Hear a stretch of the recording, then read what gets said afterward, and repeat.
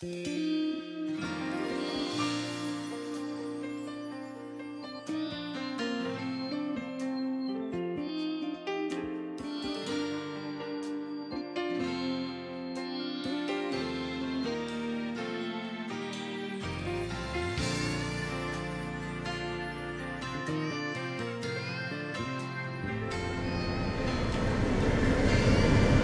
were saying that the teacher, you were saying that you thought that being a teacher would improve a person's moral integrity because you had to have a certain moral code in order to teach.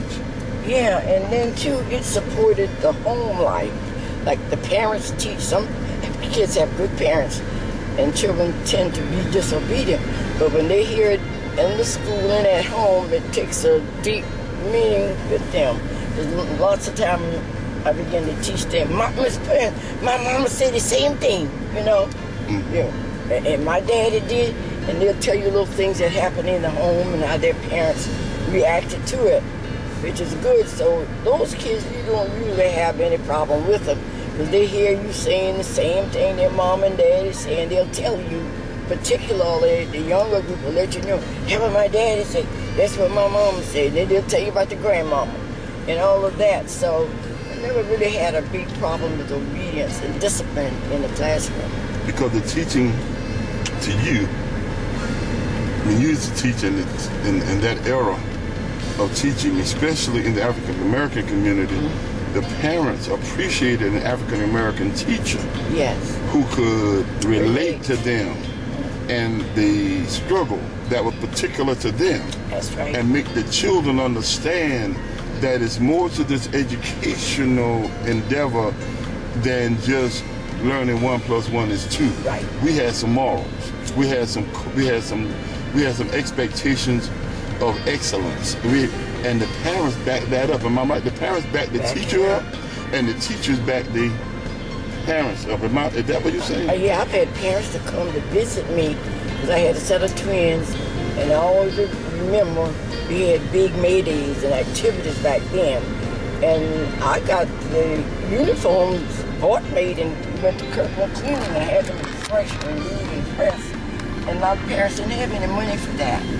And I did it because I didn't want to put hardship on the parents because they didn't ask for that, but I wanted their kids to shine and be at their best.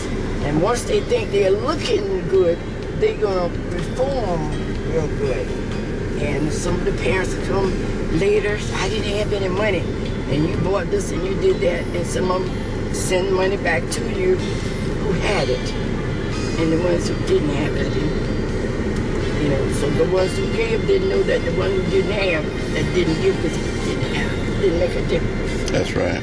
I remember that because you used to, and I was jealous of some of the kids because you used to spend more time and more attention on them other people's children. In my opinion, as a child, I know you wasn't in hindsight, but Lord knows you. Every time I look, somebody else cheering in our car. You carrying them in the movie with us. You carrying them to McDonald's or Hardee's with us. You carry them to the store to get their school supplies with us. I started to wonder, did we even matter? Seeing that them other people cheering matter, but that's just who you were.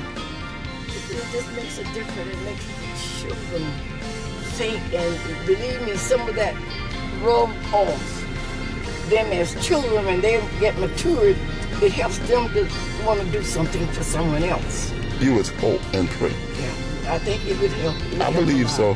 I believe it did. I believe sometimes we look at the negative because the negative is easier to see. Mm-hmm. And you really don't see the ones working behind the scenes really emulating what you taught them or what you presented to them as an example. It was a joy for me to make a child know that they can. Don't ever say what you can't do. And then once they tried, they found out they could do a lot of stuff that just resting there not being used. And kids feel good when they found that they could accomplish something. Amen.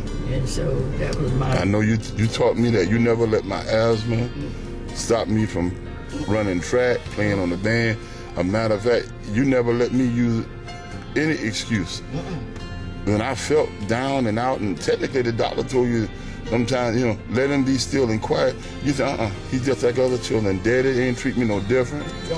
You had to do climb, took boxing, karate, ran track, lift weights, learned to swim.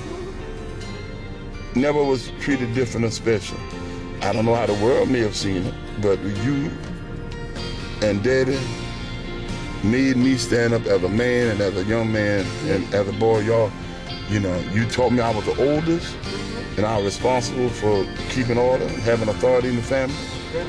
And you know, and don't let nobody take that away from you. Because if you the man, be the man.